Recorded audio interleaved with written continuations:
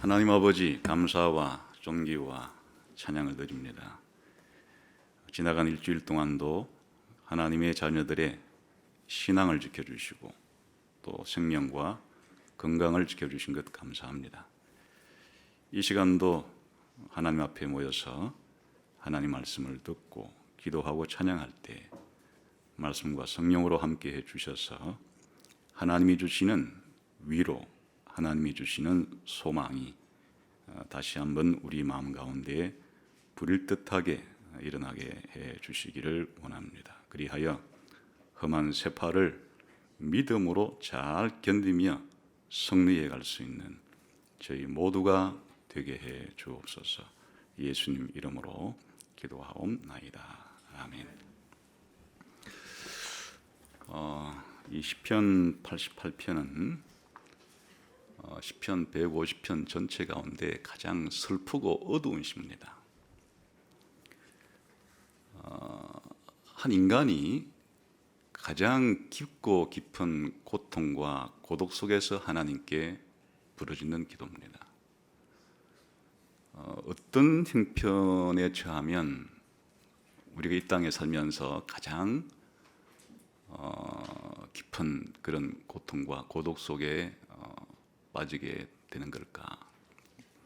일단 개인적으로는 질병이겠죠. 이제 질병에 걸리는 건데, 질병에 걸렸어도 주변 사람들이 내가 질병에 걸린 것을 안타까워하고 함께 낫게 해주기를 위해서 힘쓰고 하면 몸은 아픈 거지만은 위로는 받을 수 있겠지만 전염병에 걸리게 되면은 사람들이 다 싫어를 하죠. 싫어를 하고 격리될 수밖에 없고, 그러니까 질병이니까 몸도 아플 것이고 정신적으로도 굉장히 고통에 빠질 것이고 다른 사람과도 격리되는 고통을 겪을 것이고, 근데 이것이 이제 나을 희망이 없이 죽음에 임박했다고 하는 느낌을 가지게 될 때는 한 인간으로서는 가장 깊은 고통 속에 있을 수밖에 없고, 이럴 때 우리 기독교인들은 어떻게 하면 좋을까? 그러니까 이제 기도로 표현된 겁니다. 원래 다른 설교를 하려고 했는데 어제에 여러분도 뉴스를 들어서 아시겠지만은 코로나19 일명 우한 폐렴이 너무나 급속히 확산되는 바람에 아마 우리 성도님들도 상당히 염려 가운데 있을 것 같고, 또 전 세계나 우리나라나 또 우리 교회나 우리 가정 어떻게 되는 것인가라고 하는 이런 불안감도 있을 것 같아서 이럴 때 우리는 어떻게 하면 좋겠는가? 이렇게 의사의 말을 들어서 열심히 손 씻고 또 외출을 자제하고 이런 것들은 이제 기본적으로 해야 되는 일이지만, 신앙적으로 하나님 앞에서 우리가 어떻게 하면 좋겠는가 하는 것들을 오늘 이 시편을 통해서 좀 찾아봤으면 좋겠습니다. 우선 이 시편을 나눌 때 크게 세 부분으로 나누기도 하고 이제 네 부분으로 나누기도 하고 그럽니다. 세 부분으로 나눌 때는 1절부터 9절까지 하나 나누고, 그 다음에 이제 10절에서 12절 중앙으로 이렇게 나누고, 나머지 23절부터 마지막까지 나눕니다. 이렇게 하는 게 요 독특한 질문이 하나 있기 때문이에요. 한번 꼭 같이 읽어볼까요? 여기 이제 질문으로 되어 있는데 10절에 12절이 시작. 주께서 죽은 자에게 기이한 일을 보이시겠나이까? 유령들이 일어나 주를 찬송하리이까? 주의 인자심을 무덤에서, 주의 성실하심을 멸망 중에서 선포할 수 있으리이까? 흑암 중에서 주의 기적과 이점의 땅에서 주의 공의를 알 수 있으리이까? 이 기도 가운데 하나님께 지금 이 기도자가 질문을 막 던져요. 연속적으로 고사포로 쏘듯이 6가지의 이런 질문을 하나님께 던지는 이것이 상당히 독특하기 때문에 이제 요거를 중앙 부분으로 놓고 그 양좌우에 이제 처음과 마지막에서는 하나님께 기도하면서 자기의 아주 고통스러운 그런 상황을 묘사하는 그런 식으로 되어 있다. 이렇게 이제 구조를 분석하기도 합니다. 저는 오늘 네 가지로 이 시편을 분석하면 더 이해하기가 좋겠다고 생각이 드는데, 이제 1절부터 5절까지가 기에 해당이 되고, 6절부터 9절까지 그 초반부가 성에 해당이 되고, 그 다음에 9절 하반절부터 12절까지가 전에 해당이 되고, 마지막 13절부터 마지막 절까지를 결에 해당이 되는 기성전결의 구조를 가지고 있는데, 이것이 이제 첫 번째와 마지막 첫 번째 연과 마지막 연이 공통점이 있기 때문에 한번 볼까요? 우리 한번 1, 2절 읽읍시다. 시작. 여호와 내 구원의 하나님이여, 내가 주야로 주 앞에 부르짖었사오니 나의 기도가 주 앞에 이르게 하시며 나의 부르짖음에 주의 귀를 기울여 주소서. 기도로 이제 시작을 하죠. 그 다음에 마지막 여기에 사연도 어떻게 시작을 하는지 한번 봅시다. 13절, 14절 읽어보면 시작. 여호와여, 오직 내가 주께 부르짖었사오니 아침에 나의 기도가 주의 앞에 이르리이다. 여호와여, 어찌하여 나의 영혼을 버리시며 어찌하여 주의 얼굴을 내게서 숨기시나이까. 그러니까 일연과 사연 자체가 이제 기도로 하나님 기도를 드리는 거예요. 근데 중간에도 그 기도 드린 장면이 있습니다. 9절 한번 보겠습니다. 시작.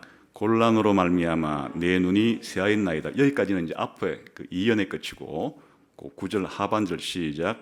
여호와여, 내가 매일 주를 부르며 주를 향하여 나의 두 손을 들었나이다.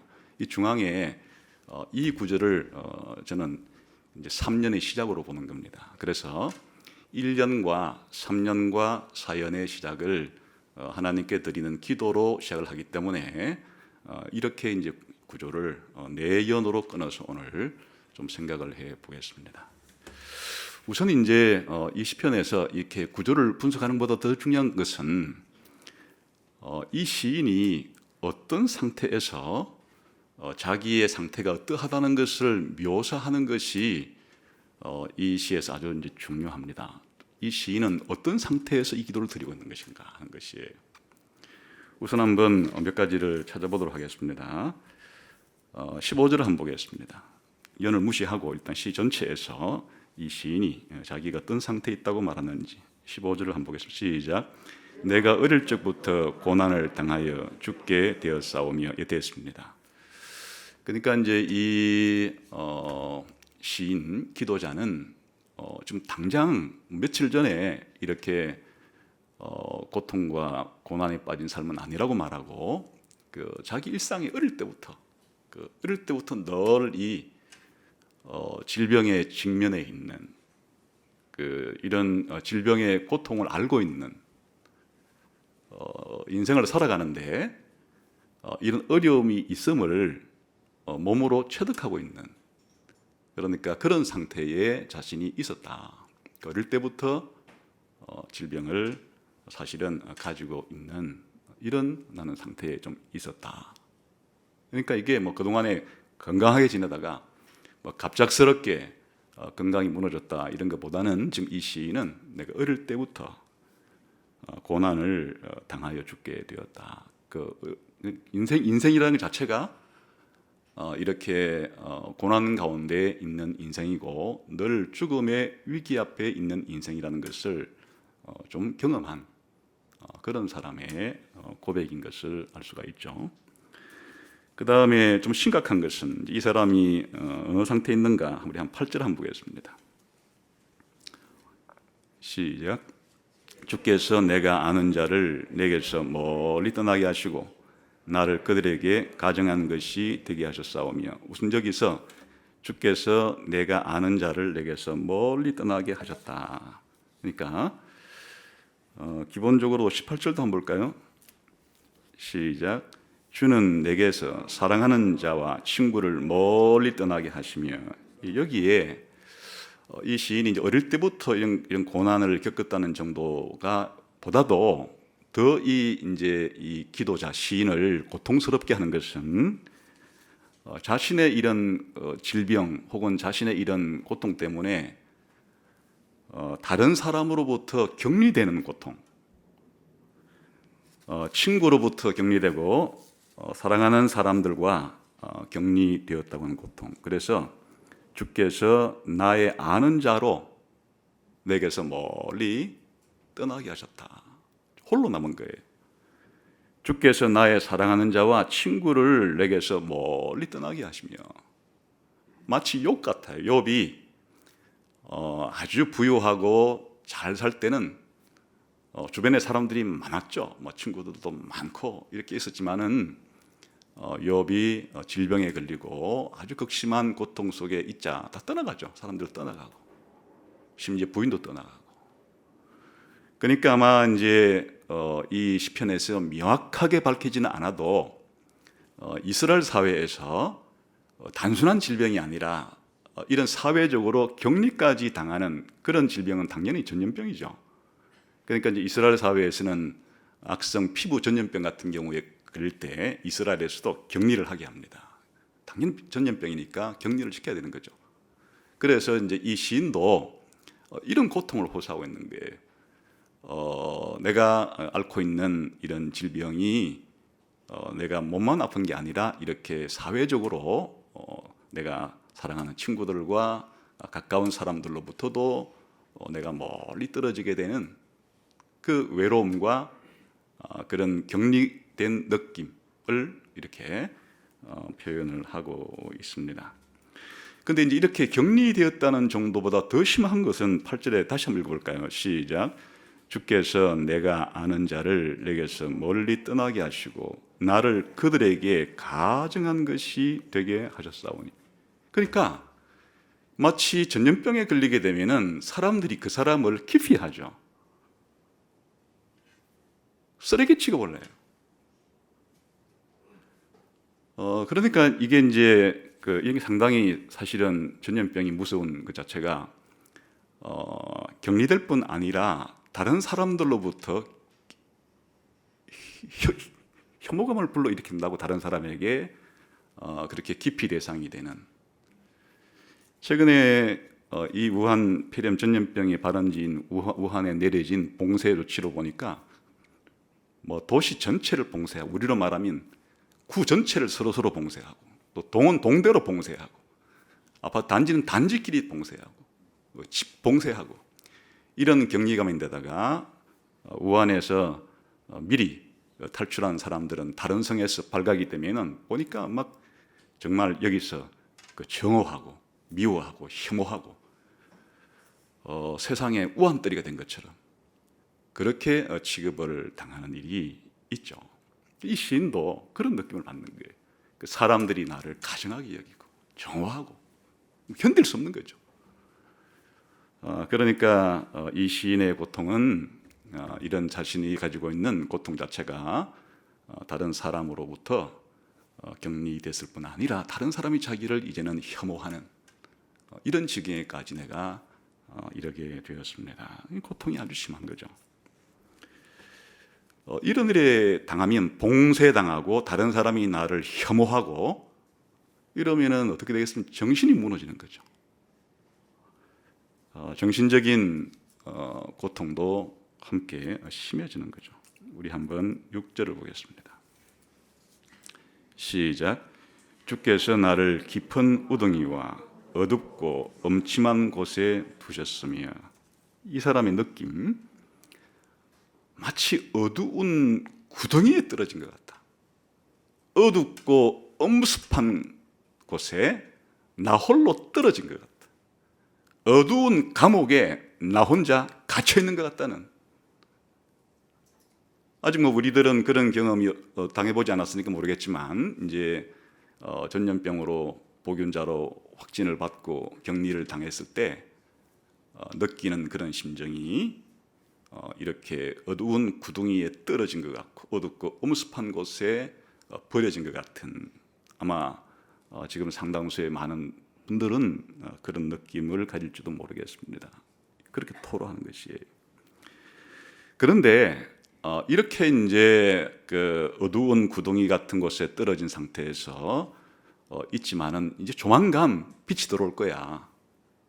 조만간 방문이 열려서 집 앞문을 열고 내가 나갈 수 있을 거야 라고 하는 희망이 있다면 잠시만 견디면 되겠다. 이런 생각으로 한결 이 어두운 구덩이에 갇혀 있는 정신적인 이 황폐함을 견뎌내기 힘들겠지만 이게 언제까지 지속이 될지 모르겠다. 그건 더더욱 견디기 힘든 거죠. 지금 코로나19 우한 폐렴도 마찬가지 아닙니까? 어디서 어떤 원인으로 일어났는지도 사실은 여러 가지 설들이 있어서 불투명하고, 이 전개 과정 자체에 있어서도 어느 정도로 빠르게 확산이 될지, 어느 지역까지 어느 정도 범위로 그렇게 전파가 될지, 또 그 결과는 어떻게 될지 아무도 알 수가 없고, 또 이게 언제 끝날지에 대해서도 누구나 자신 있게 말할 수 있는 것은 아니니까 사실은 더욱더 우리가 정신적으로 어두운, 그리고 견디기 힘든 것과 같이 이 지금 시인도 자기 상태를 어떻게 표현하는가 하니까 8절 끝에 한번 봅시다. 다시 읽어봅시다. 시작. 주께서 내가 아는 자를 내게서 멀리 떠나게 하시고 나를 그들에게 가정한 것이 되게 하셨사오니 나는 갇혀서 나갈 수 없게 되었나이다. 이 절망감,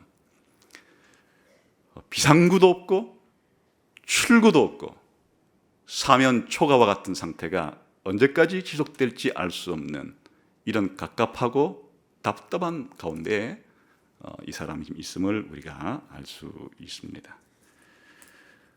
그래서 이제 이 사람이 할 수 있는 것이라고는 뭐 우리가 흔히 말하듯이 한숨 아니면 우는 것밖에 더 있겠습니까? 우리 한번 9절을 보겠습니다. 시작. 곤란으로 말미암아 내 눈이 쇠하였나이다. 곤란으로 말미암아 내 눈이 쇠하였나이다. 우리가 너무 지치고 너무 힘들고 하면, 기력이 쇠하면 사실 눈부터 그렇게 지장이 오죠. 이렇게 눈이 쇠하다고 말할 정도로 기력이 쇠함, 아무것도 할 수 없는, 뭐 요즘 우리로 말로 말하면 땅바닥에서 길 수밖에 없는 그런 상태에까지 자기 자신이 다다르게 되었다, 이렇게 하는 거죠. 그러니까 어떤 상태이길래 이렇게 말하는가? 이 사람이 사실은 죽음을 느끼고 있어요. 자기가 이제 죽음의 문턱 앞에 서 있다 라는 생각을 하고 있어요. 한번 3절을 봅시다. 시작. 물은 나의 영혼에는 재난이 가득하며 나의 생명은 소홀에 가까웠어. 내 생명이 소홀에 가까웠다. 이 소홀이라는 말이 무덤, 죽고 난 자들이 가는 엄부, 이런 걸 가리키는 건데, 이제 내가 곧 무덤에 들어갈 것 같다, 죽어서 엄부에 갈 것 같다 라고 느낄 정도로 죽음이 가까이 자기에게 왔다고 느낄 정도로 자신의 상태가 이렇게 악화되었음을 말을 하고 있습니다.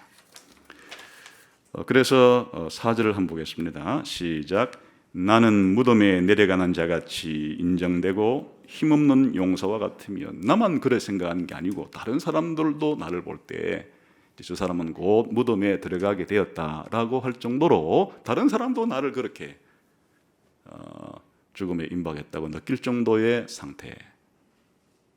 그러니까 힘없는 용사와 같다는 것이 모든 것을 자포자기하고 완전히 널브러진 것과 같은 그런, 이제는 몸도 마음도 다 무너진 그런 상태 같다는 것을 알 수 있습니다.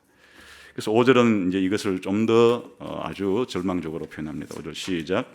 죽은 자 중에 던져진 바 되었으며 죽임을 당하여 무덤에 누운 자 같으니이다. 주께서 그들을 다시 기억하지 아니하시니 그들은 주의 손에서 끊어진 자입니다. 이제 한 단계 더 상상력을 발휘해서 이제 내가 죽어 무덤에 누운 자처럼 되었다.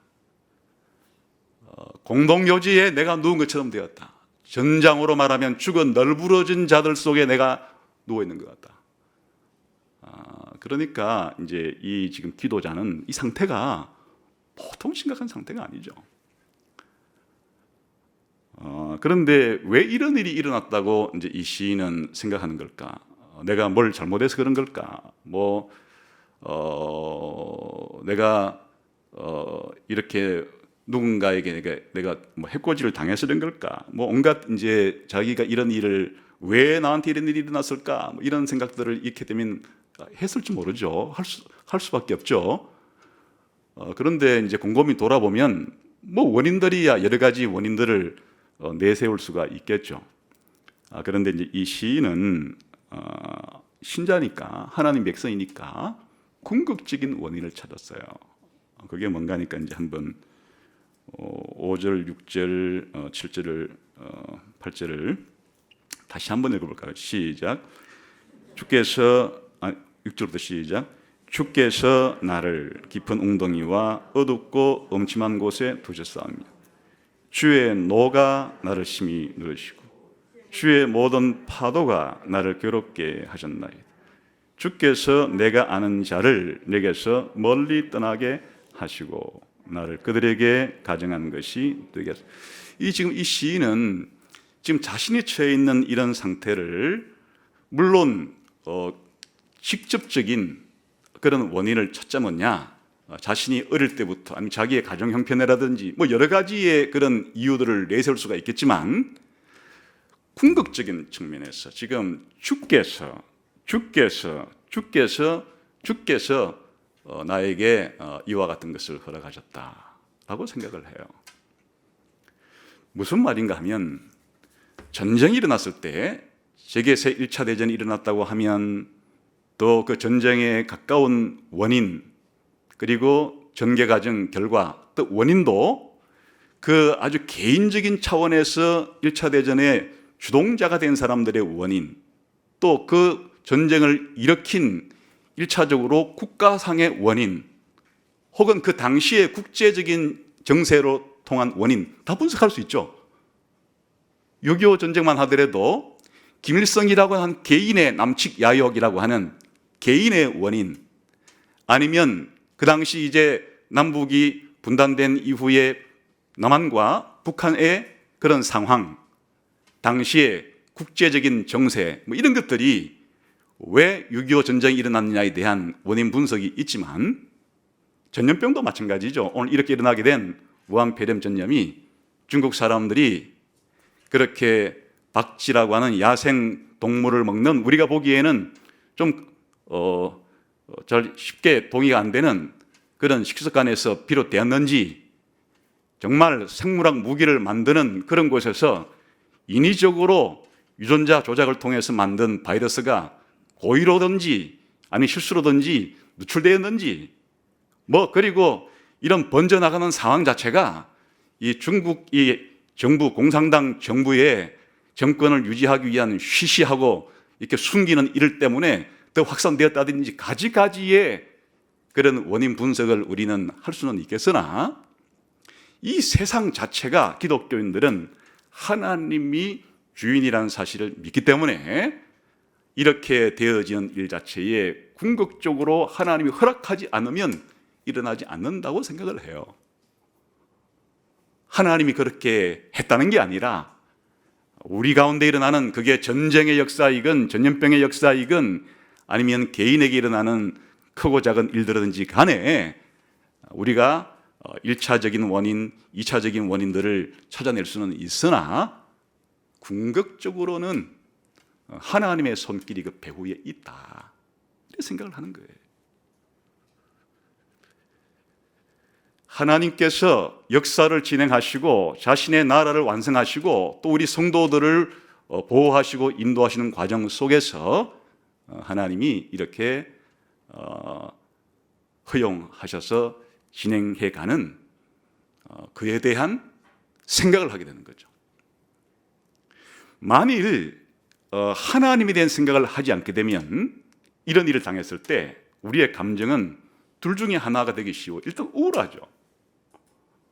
우리가 무기력하게 통제할 수 있는 상황이 전개가 되고 급속도로 확산이 되고 사람들이 죽어나가게 되면은 일단 무기력감과 더불어서 자꾸만 매일매일 온 언론들이 뭐 거의 이런 이야기를 홍수처럼 쏟아내기 때문에 그렇게 우울하고 불안한 그런 마음이 있을 수밖에 없고 한편으로서는 개인의 문제이기도 하지만 국가 전체의 정부라는 것은 이런 거가 일어났을 때 대처하라고 그렇게 만들어진 것이니까 잘 대처해야 되는데 만일 넉장 대응을 한다거나 아니면 그게 정권 잡은 사람의 이익 때문에 국민 전체의 생명을 어렵게 한다는 그렇게 생각이 들면 분노가 치밀어 오르는 거죠. 그러나 우리 기독교인들은 이런저런 그런 무기력감과 그런 분노 이전에 이 오늘 시편 88편의 기도자는 이 배후에 궁극적으로는 이런 역사의 과정 자체를 지금 진행해 가시는 하나님의 손길을 느끼고 겸허할 수밖에 없는, 겸손할 수밖에 없는, 왜 이런 일이 일어났는지에 대해서 이 세상에 있는 모든 정보기관이 정보를 수집해가지고 그렇게 말을 한다 할지라도 그것 자체로 우리 인간이 완벽한 원인을 알 수도 없고 완벽한 진행 과정을 알 수도 없고 완벽한 그 결과가 어떤 결과를 가져올지에 대한 해석도 다 달라지기 때문에 우리가 생각할 점은 하나님께서 이런 과정을 통해서 뭔가 자신의 뜻을 이루신 과정 속이라 그렇게 생각하는, 그게 지금 이런 표현으로 드러났다고 보시면 돼요. 주께서 나를 깊은 웅덩이와 어둡고 음침한 곳에 두셨고 주의 노가 나를 심히 누릅니다. 그런데 우리 신자들은 그러면 그 생각하고 그냥 끝내는 건가? 그렇지 않죠. 이제 이와 같이 하나님의 손길이 배후에 있음을 궁극적으로 인정한다면 이에 대한 궁극적인 해결책도 하나님께 있음을 인정하게 되죠. 이게 어느 특정한 개인이나 단체에 의해서 저질러진 일이라면 그 개인과 단체의 차원에서 해결이 되겠지만은 이 역사에 벌어지는 거대한 전쟁과 거대한 기근과 거대한 전염병의 역사 가운데 벌어지는 이런 일들에 대해서 그 궁극적인 배후에 하나님의 손길이 있다고 생각을 하면 궁극적인 해결책도 하나님께 있을 거라 생각을 해야죠. 그래서 이제 이 시인은 하나님께 이렇게 요청을 합니다. 그게 이제 세 번째 단락인데 우리 한번 9절 후반절 여호와여부터 한번 읽어보겠습니다. 여호와여 내가 매일 주를 부르며 주를 향하여 나의 두 손을 들었나이다. 기도를 하는데 무슨 기도를 하는지 질문식 기도를 드리는 거예요. 다시 읽어봅시다. 시작. 주께서 죽은 자에게 기이한 일을 보이시겠나이까? 죽은 자에게 기이한 일을 보이시겠습니까? 뭐 묻는 답변은 아니다겠죠. 유령들이 일어나 주를 찬송하겠습니까? 죽은 자가 부활한다는 얘기가 아니에요. 죽음의 곳에서 죽음의 땅에서 주를 찬송할 일이 있겠습니까? 그런 말이죠. 주의 인자하심을 무덤에서, 주의 성실하심을 멸망 중에서 선포할 수 있겠습니까? 죽었는데 무덤에서 주님의 인자하심을, 주님의 성실하심을 노래하겠습니까? 흑암 중에서 주의 기적과 이즘의 땅에서 주의 공의를 알 수 있겠습니까?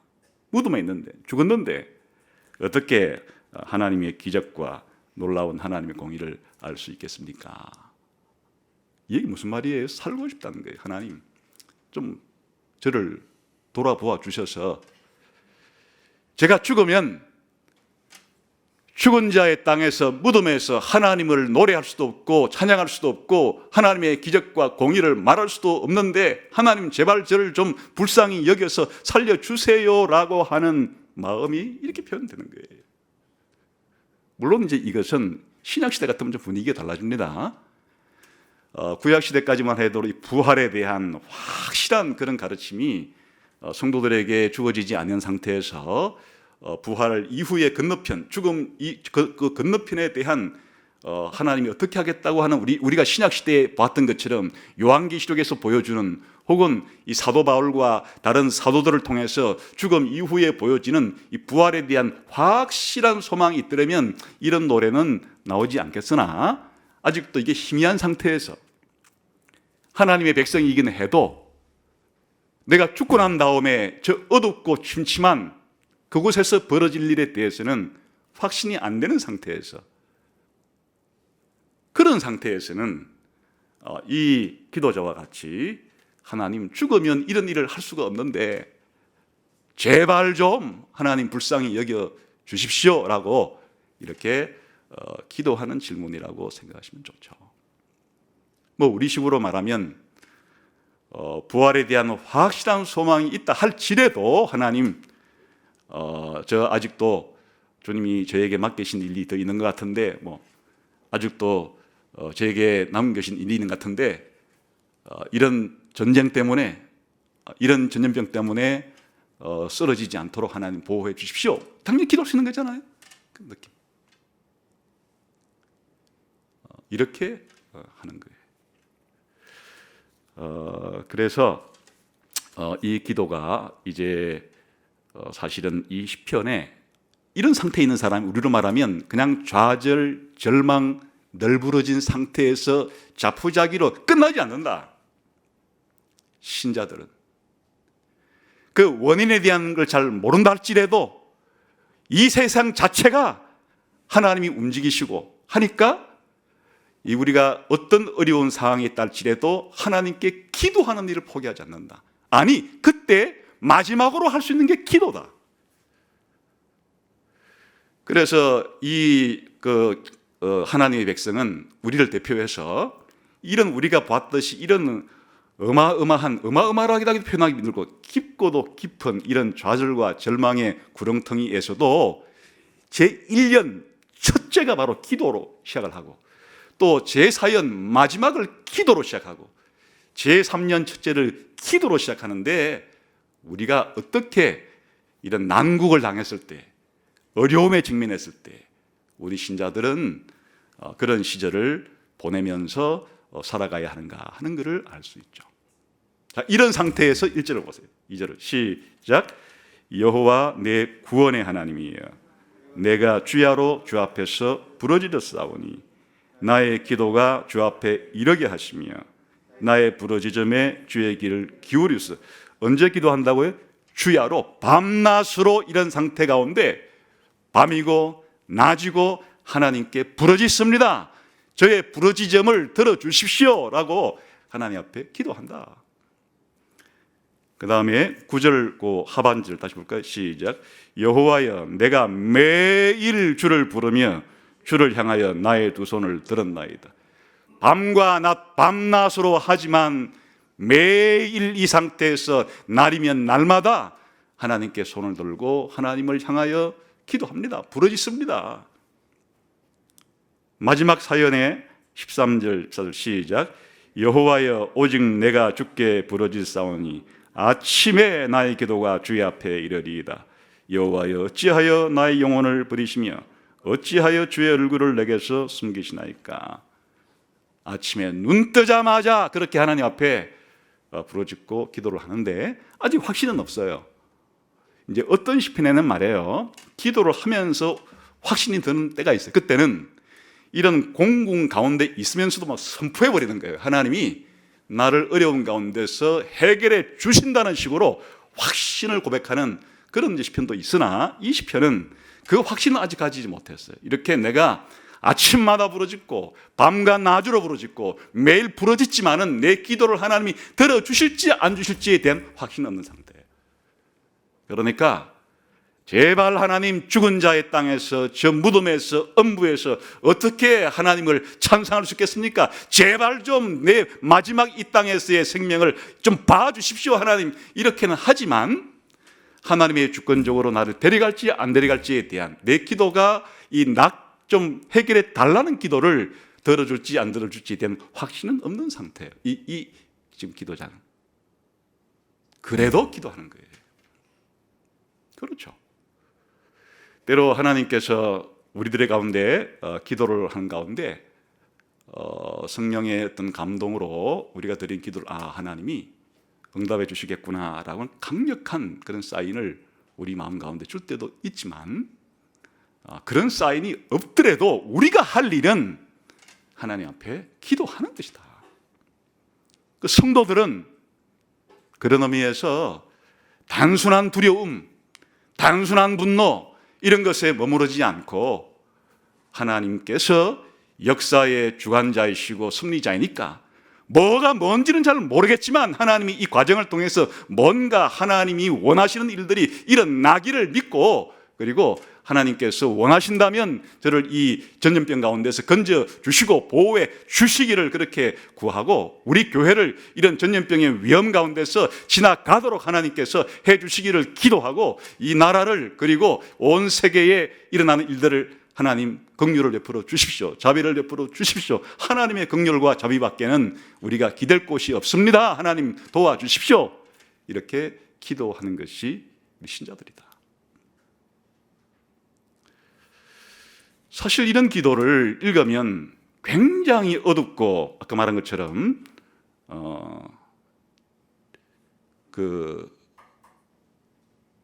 어두운 그런 컬러로 채색이 단 것 같지만, 우리 잘 거꾸로 뒤집어서 생각해 보면 아무리 어려운 곳에서, 빛이 들어오지 않는 곳에서도 신자들은 하나님께 기도할 수 있는 사람들이고 기도한다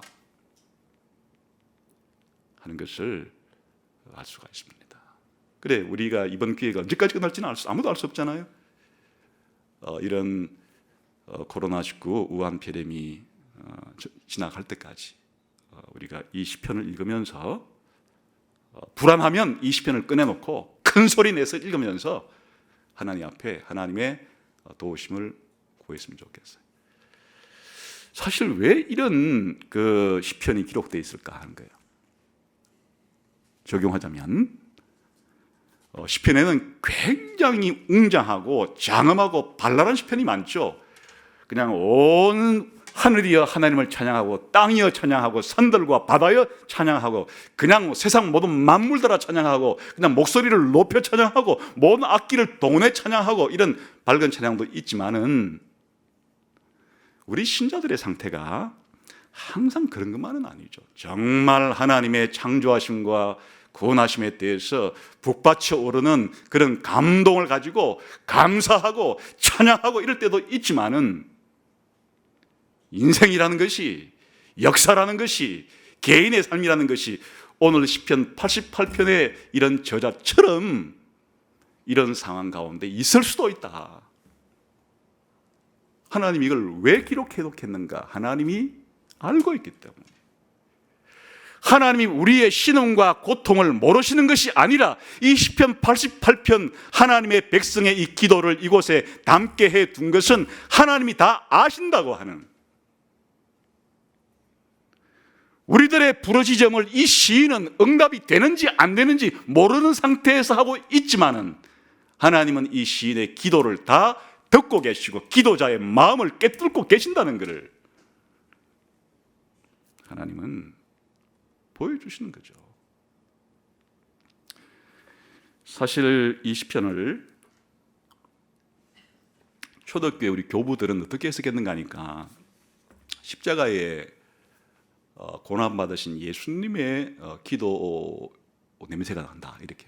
이제 시편 22편도 그런 건데, 이것도 십자가에서 그 고난받으시는 그 예수님이 고통과 하나님으로부터 버림받는, 우리 인간이 겪을 수 있는 육체적, 정신적, 사회적, 하나님과의 관계에서 오는 단절, 이 모든 것의 극한의 그런 고통과 어려움을 역경 속에서 예수님의 심정, 예수님의 이런 마음을 읽어볼 수도 있는 그런 시다, 이렇게 표현하기도 했습니다. 사실은 예수님이 이 땅에 오신 것 자체가 죄 때문에 발생한 이런 일들, 결국은 전쟁이건 기근이건 전염병이건 할 것 없이 궁극적인 원인은 우리 인간들이 하나님께 반역한 죄가 뿌리가 되어서 그 뿌리로부터 나온 이와 같은 열매들인데, 이것들을 하나님이 내몰라라 하는 것이 아니라 예수님이 오셔서 일생도록 우리를 대신해서 고통을 받으시고 고난을 겪으시고 십자가에 죽을 때는 그 어느 인간도 겪지 못했던 육체적인, 정신적인, 사회적인, 영적인 이와 같은 고통과 고난을 겪으심으로 저와 여러분이 사실은 예수님이 우리의 고통을 대신 져주지 않았으면은 영원히 엄부에서 지옥에 들어있는 사람들이 바로 이거 아니겠어요? 어떻게 엄부와 지옥에서 하나님을 찬양하며 감사하며 하나님의 기적을 논할 수가 있으며 그들에게는 온갖 이와 같은 것들이 그대로 영원토록 지속될 것인데, 예수님이 이 땅에 오신 것 자체가 내가 그렇게 겪어야 될 이 모든 고통과 고난을 예수님이 대신 다 짊어지심으로 우리들에게는 이런 곳에서부터 궁극적으로 해방과 자유를 주시려고 오셨다. 성경은 그렇게 말하죠. 그래서 이제 신약 성경으로 옮겨가게 되면 믿음이 좀 확신하면 분위기가 조금 바뀌어요. 사도 바울 같은 경우에 이제 그렇게 하는 거죠. 누가 하나님의 사랑, 그리스도 예수를 통해서 나를 사랑하시는 그 그리스도의 사랑, 하나님의 사랑에서 끊어낼 수가 있겠느냐? 질병이냐, 기근이냐, 위험이냐, 칼이냐, 그것이 전쟁이냐, 전염병이냐, 기근이냐, 고통이냐, 이 어떤 것이 내게 닥친다 할지라도 하나님께서 예수 그리스도를 통해서 나에게 보여주신 이 엄청난 사랑을 내게서 몰아낼 수 없고 끊어낼 수 없다. 이렇게 이제 우리의 신앙이 강해지게 되면 그런 자리에까지 갈 수는 있겠죠. 그러나 우리가 당장에 그렇게 되지는 않기 때문에 우리가 어려움을 겪을 때 바로 하나님이 이 모든 하나님 백성의 고통은 알고 계시고, 특히 예수님께서는 직접 고통을 대신 우리를 위해서 담당해 주셨다는 것을 기억하면서 또 이런 기도를 드리면 좋겠다. 그리고 이제 한 가지 적용할 점은, 사실은 우리가 이런 전염병에 걸려가지고 격리를 당하고 나을지 안 나을지 모르는 불안한 상태에서 이렇게 하나님 앞에 기도하는 상태에 없으면 이런 시편의 기자의 마음 잘 알 수가 없잖아요. 이럴 때 우리가 안 걸렸으면 우리 주변에 내가 아는 사람들이 혹시 이런 어려움에 지금 겪고 있는 사람들을 좀 더 이해할 수 있는 마음을 이런 기회에 좀 생각해 볼 수도 있겠다. 막 나 혼자 막 이렇게 두려움에 떨어지지 말고 그런 이런 곳에 빠진 사람들의 고통과 어려움을 좀 이해하는. 그리고 지금 이 시편 88편의 이 저자는 이스라엘 백성 공동체 한 일원이잖아요. 누구나 다 이스라엘 백성 공동체가 시편 88편 같은 이런 형편에 다 빠지지는 않았죠. 그러나 이스라엘 백성 하나님의 공동체 가운데 이런 사람도 있었다. 앞으로 우리가 살아갈 때 우리 예수 가족교회 가운데 모든 사람이 다 100% 다 건강하거나 또 모든 사람이 다 100% 이런 정도까지 어려움에 빠지고 그러지는 않겠죠. 그럴 때 좀 더 형편이 좋고 건강한 우리들은 우리 교회 내의 공동체 안에 있는 그런 연약한 지체들이 생겨났을 때 좀 더 그들을 헤아리고 좀 더 격려하고 이런 마음을 가지는 계기가 되면 좋겠다.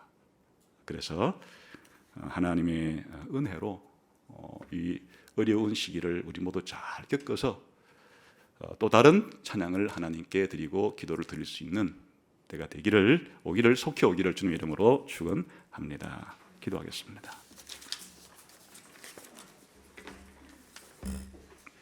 하나님 아버지, 우리 인생은 너무 아는 것이 적고 또 추리할 수 있는 범위도 제한되기 때문에 이 가운데 재난이나 부리는 일이 일어나면 혼비백산하게 되고 도무지 어떻게 해야 될지 갈피를 잡지 못할 때가 많습니다. 그러나 우리가 믿는 하나님, 우리 아버지가 온 세상의 창조주이시고 지금도 섭리로 역사하시는 분이시고 장차 하나님의 영광스러운 계획으로 세상을 마무리하실 것을 알기 때문에 과정에서의 불확실함과 이해하지 못함 때문에 당황스럽기는 하여도 그냥 혼비백산하지 않고 하나님 앞에 매일매일 시시때때로 부르짖을 수 있는 저희 모두가 되게 해 주셔서 성령께서 우리가 기도할 때 우리를 찾아오시고 역사해 주시고 특별히 어려운 가운데 있는 지체들에게 하나님 남다른 위로를 주옵소서. 예수님 이름으로 기도하옵나이다. 아멘.